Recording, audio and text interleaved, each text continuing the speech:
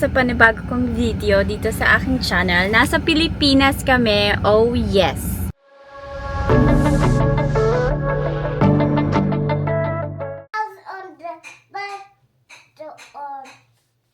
Sobrang lamig dito sa Germany, kaya super happy kami sa bakasyon namin sa Pilipinas.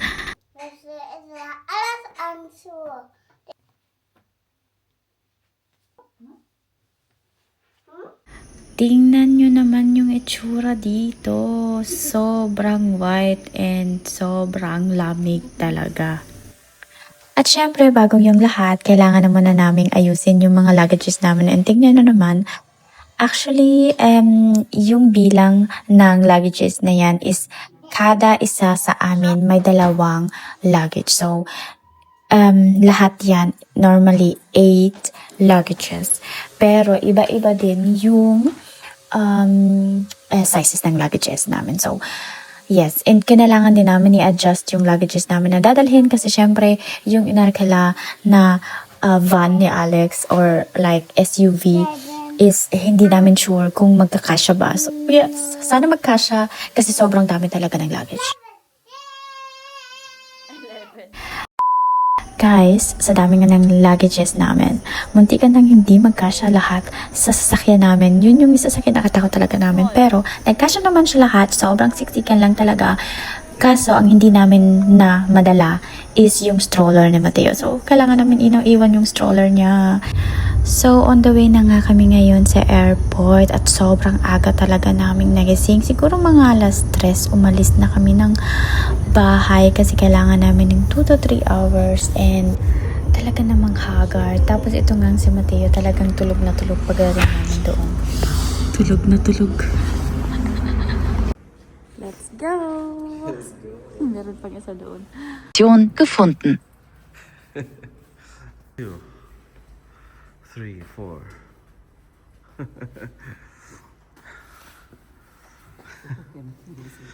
5, 6, 7. Hassle. So many. Kadami ng bagahe namin. Tama yung Mateo.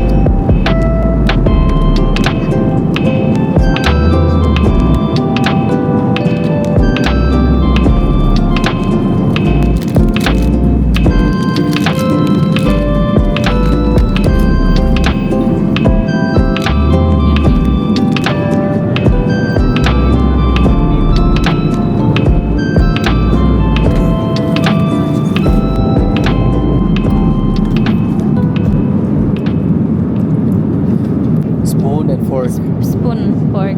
Cute, yeah. Alles auf eine. Ja. Interessant. Beef, ne? Beef. Ito pala guys, yung first meal namin, yung in-order ko is chicken na may rice. Tapos kay Alex is beef. Yung in-order ko din para kay Mateo. Pero sobrang anghang ng food nila.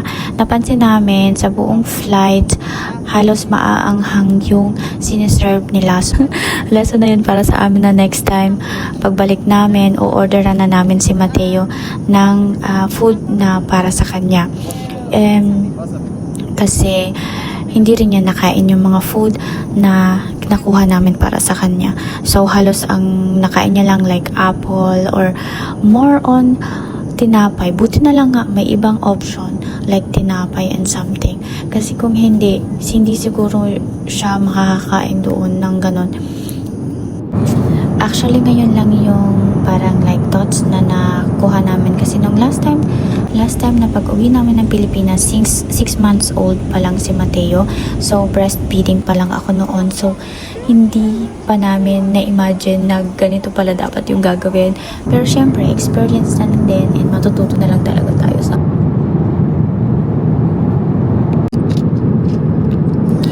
18 hours yung flight namin, kaya kailangan ko talagang pag-isipan before kung ano yung bibigay ko sa kanyang libangan. So ito yung kinuha namin. Isa siyang building blocks na hindi niya pa alam.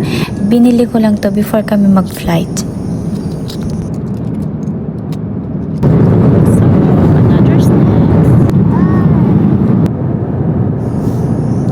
Tapos ito, isa sa pinakagusto niyang laruan. Medyo maingay lang siya kasi pag pinindot mo may mag-aano ng sounds. Pero gustong gusto niya yan. Tapos, isa sa books na binili or binigay namin sa kanya is ito na gustong gusto niya rin basahin sa ngayon. Yun din yung dinala ko. Actually, may mga books din akong ibang dala pero nasa luggage.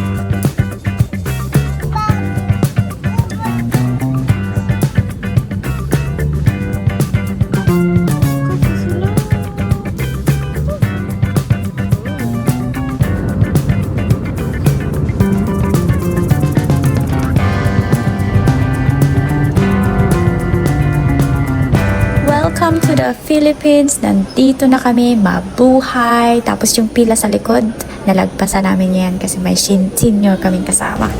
So, nandito na kami sa ng bagahe. Yeah. Pinipick up na nga namin dito yung mga bagahe namin. Tapos, tinanong kami ng babae kung meron ba kaming papel na nagpapatunay na sa amin yung pinipick up namin mga luggage.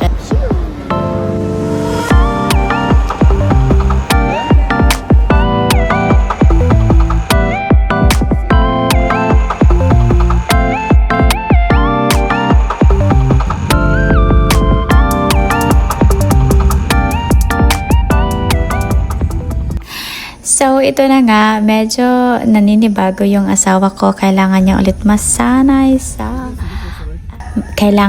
masanay sa trapiko dito sa Pilipinas. Pero, oh my God, I'm so happy na naka-arrive na kami sa sobrang haba ng aming nilakbay.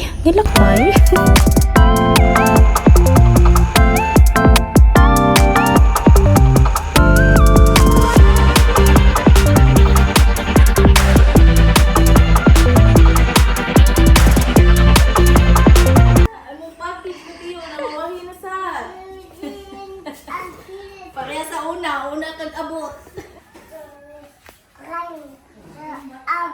Stop, ist da? Und wo willst du dann?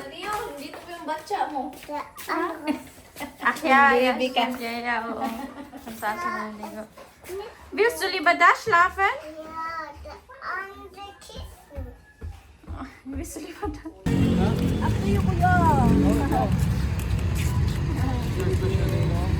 Wo ist mein...